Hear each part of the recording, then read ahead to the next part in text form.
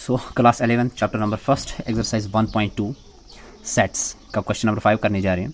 तो question number 5 है are the following pair of sets equal, give reason. तो यहाँ पे कुछ सेट्स दिए गए हैं। फर्स्ट पार्ट में ए सेट ये है और बी सेट हमारा ये है, फिर दूसरे पार्ट में भी ए सेट ये है और बी सेट हमारा ये है। तो देखें जो फर्स्ट पार्ट हमारा है ए सेट जो है ये 2,3 है, ठीक, ये रोस्टर फॉर्म में है। और बी जो सेट है it is X such that X is a solution of x² + 5x + 6 is equal to 0, जो कि सेट बिल्डर फॉर्म में है। तो सेट बी को हम पहले चेंज करते हैं, रोस्टर फॉर्म में है या टेबुलर फॉर्म इसे कह सकते हैं, इसमें चेंज करके देख लेते हैं। तो उसके बाद इक्वल सेट जब इक्वल होते हैं उसके लिए हमारे पास दो कंडीशंस होती हैं, वो मैंने प्रीवियस लेक्चर्स में भी आपको बताया है। तो एक नंबर यानी कि कोऑर्डिनलिटी जो होती है, कोऑर्डिनलिटी सेम रहनी चाहिए, यानी कि सेट के अंदर कितने मेंबर्स हैं उनकी जो स्ट्रेंथ है वो सेम रहनी चाहिए और जो भी मेंबर्स हैं वो एग्जैक्टली सेम रहना चाहिए। तो लेते हैं क्वेश्चन नंबर 5। क्वेश्चन नंबर 5 मैंने यहाँ पे लिखा ए जो है वो 2,3 है और बी जो है X such that X is solution of x² + 5x + 6 is equal to 0। तो ये सेट बिल्डर फॉर्म में है, इसको पहले हम रोस्टर फॉर्म या टेबुलर फॉर्म में चेंज करके देख लेते हैं। तो देखें यहाँ पे x कौन से मेंबर्स को कंटेन करता है, इसके लिए यहाँ पे एक क्वाड्रेटिक इक्वेशन दी हुई है। तो इस क्वाड्रेटिक इक्वेशन के जरिए हम यहाँ पे बी सेट के मेंबर्स को फाइंड आउट कर सकते हैं। तो देखें ये क्वाड्रेटिक जो है ये है x² + 5x + 6 is equal to 0। तो सेपरेटिंग द मिडल टर्म हमने सीखा है क्लास 9th में, क्लास 8th में, क्लास 10th में सीखा है। तो क्लास 11th में हम सीख चुके हैं इस चीज़ को, किस तरीके से मिडल टर्म को सेपरेट करते हैं। तो यहाँ पे 6 है कांस्टेंट टर्म हमारी, अगर यहाँ पे कोई टर्म रहती है हमारी जो कि कोफिशिएंट हो उसके साथ मल्टीप्लाई करके देख लेते हैं, अगर नहीं तो हम 6 के ही फैक्टर्स निकाल कर देख लेते हैं। तो मिडल टर्म को इस तरीके से सेपरेट किया जाता है। हमें यहाँ पे दो टर्म्स चाहिए जिनको ऐड करने पे हमें 5x मिले और मल्टीप्लाई करने पे हमें 6 मिले। तो देखें इसको मैं लिख सकता हूँ x² + 5x को मैं लिख सकता हूँ 3x प्लस में 2x + 6 इज इक्वल टू 0। तो 5x की जगह मैंने 3x + 2x लिखा, इनको जोड़ने पे हमें 5x मिलेगा, अगर इनको मैं मल्टीप्लाई करूँ तो मुझे यहाँ पे 6 मिल रहा है, 3 × 2 = 6। तो इन दोनों में x हमारा कॉमन है तो x कॉमन निकालते हैं। यहाँ पे x बचा, प्लस में x बाहर है तो यहाँ पे रहा 3, प्लस में 2 यहाँ पे बाहर निकालते हैं हम कॉमन, तो यहाँ पे बचा x + 2 का टेबल पढ़ें 6 आना चाहिए, 2 × 3 = 6 विच इज इक्वल टू 0। तो x + 3 और x + 3 ये दोनों फैक्टर यहाँ पे सेम है तो दोनों में एक को लिखेंगे x + 3 और दूसरा जो फैक्टर हमारा रहेगा वो रहेगा x प्लस में 2 विच इज़ इक्वल टू 0। तो देखो x की वैल्यू क्या निकलेगी, either x + 3 is equal to 0 और x + 2 इज इक्वल टू 0। तो x की क्या वैल्यू निकलेगी, x इज इक्वल टू -3 और x इज इक्वल टू -2, यानी कि x जिन वैल्यूज़ को कंटेन करता है वो है -3 और -2। तो b सेट में जो एलिमेंट्स रहने वाले हैं वो रहने वाले हैं -3 और -2। तो फिर से एक बार सेट यहाँ पे लिखते हैं। तो हमारा जो सेट था ए सेट वो था 2,3, इसको फिर से लिखा, और जो बी सेट हमारा यहाँ पे निकला वो क्या निकला, -2, -3। तो देखें अगर कोऑर्डिनलिटी इनकी चेक हम यहाँ पे करें, number of elements in set A is equal to the number of elements in set B, बराबर है, क्योंकि इसमें भी 2 एलिमेंट्स हैं इसमें भी 2 एलिमेंट्स हैं। तो पहली कंडीशन यहाँ पे फुलफिल हो रही है, यानी कि सेटिस्फाई हो रही है। अब दूसरी कंडीशन ये है कि elements must be exactly same. तो देखें इसमें 2 है, इसमें 2 कहीं नहीं है, इसमें 3 है, इसमें 3 कहीं नहीं है, इसमें है -3, इसमें है -2, ठीक है, लेकिन 2 और 3 नहीं है। तो हम क्या लिख सकते हैं, elements are not exactly same. तो एलिमेंट्स एग्जैक्टली सेम नहीं है, देयरफॉर हम क्या लिख सकते हैं, सेट ए जो है ये सेट बी के बराबर नहीं है, यानी कि ये इक्वल सेट्स नहीं है। तो चलें लेते हैं दूसरा।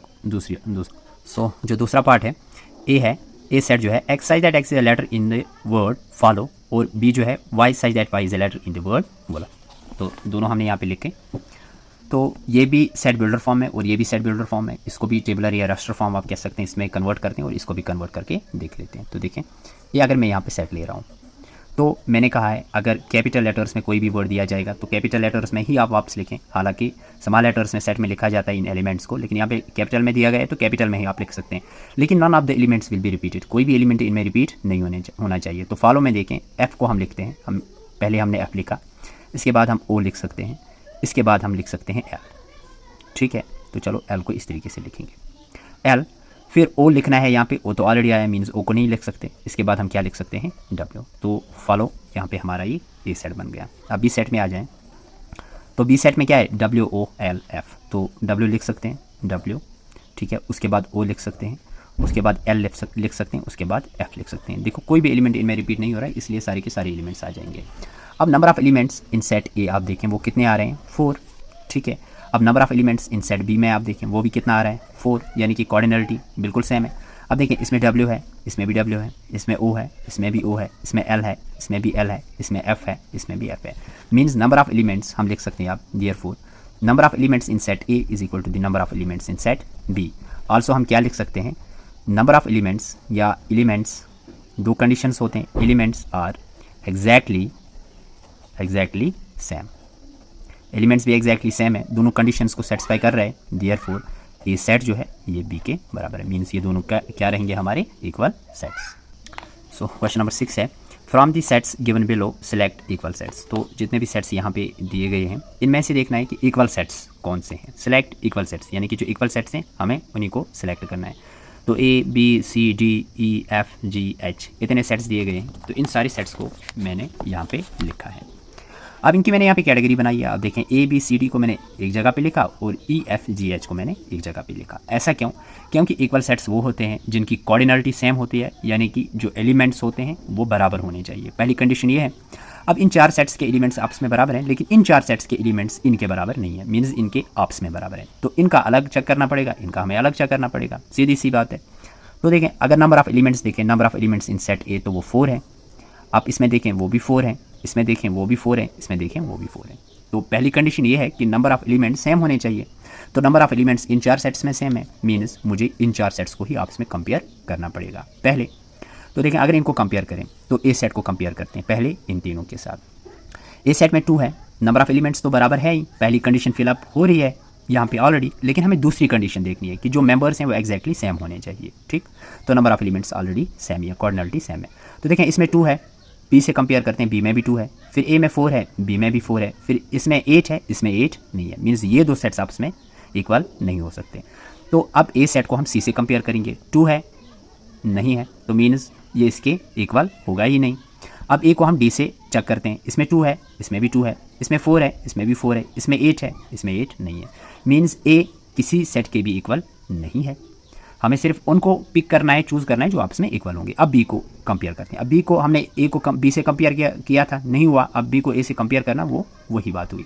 तो बी को सी से कंपेयर करते हैं, 1 है, नहीं है, इसमें बी को जब सी से कंपेयर करेंगे, बी में 1 है, सी में है ही नहीं, मतलब बी सी से कंपेयर होगा ही नहीं। अब बी को हम डी से देखते हैं, बी में 1 है तो डी में भी 1 है, ठीक है। बी में 2 है, देखो ये हो रहा है शायद, बी में 1 है तो डी में भी 1 है। अब बी में 2 है तो डी में भी 2 है। अब बी में 3 है तो डी में भी 3 है, इसमें 4 है, बिल्कुल ये हो रहा है। देखो ये दो सेट आपस में इक्वल आ रहे हैं। अब सी को जब डी से कंपेयर करके आप देखें, इसमें 8 है, इसमें है ही नहीं, मीन्स ये मैच ही नहीं कर रहा है। तो कौन से दो सेट यहाँ पे इक्वल हो रहे हैं? सेट बी और सेट डी। आप देखें, number of elements in set B वो कितने is equal to number of elements in set D, है ना। जितने नंबर ऑफ एलिमेंट्स बी में उतने ही डी में है। Number of elements in set B is equal to number of elements in set D. Also elements are exactly same. तो elements भी exactly same है, तो हम क्या लिख सकते हैं, देयरफॉर जो सेट बी है वो सेट डी के बराबर है। ठीक है, अब इसमें आ जाएं। देखो इनको इनसे कंपेयर हम कर ही नहीं सकते, इसकी कोऑर्डिनलिटी चेक करें। Number of elements in set ई वो 2 है, नंबर ऑफ एलिमेंट्स इसमें 2 है, इसमें भी नंबर ऑफ एलिमेंट्स 2 है और इसमें भी 2 है, तो इसे कंपेयर कर ही नहीं सकते, इसीलिए इनको अलग रखा। अब इनको आपस में कंपेयर करते हैं। ठीक है, देखो पहले सेट को हम इन तीनों से कंपेयर करते हैं। इसमें -1 है, देखो इसमें -1 है ही नहीं, इसमें -1 है।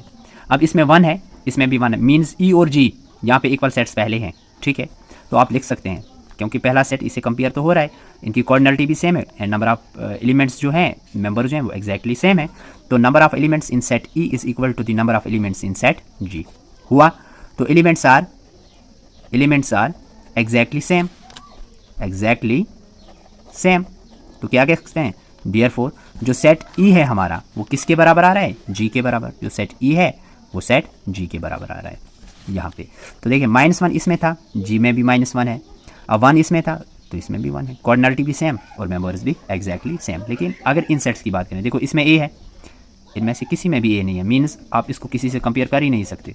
ठीक है, क्योंकि इसमें किसी में भी ए नहीं है। अब कौन सा सेट बचा था और हमारे पास एच। ठीक है, अब इसमें देखें, इसमें अगर ये वाला एलिमेंट है हम देखें, ठीक है, ओ, तो चलो इसको भी मान लेते हैं, ये दोनों आपस में सेम है, मीन्स यहाँ ए है तो यहाँ 1 है, तो कंपेयर होगा ही नहीं। ठीक है, अब इसको इनसे आप कंपेयर करके देखें, नहीं होगा, क्योंकि ये वाला एलिमेंट इन दो सेट्स में नहीं है। तो यहाँ पे जो दो सेट्स आ रहे हैं, सेट ई और सेट जी, यही आपस में क्या है, इक्वल। तो हमें यही पूछा गया था क्वेश्चन के according, from the set given below select equal sets. तो जितने भी सेट्स दिए गए हैं इनमें से इक्वल सेट्स को आपको सिलेक्ट करना है।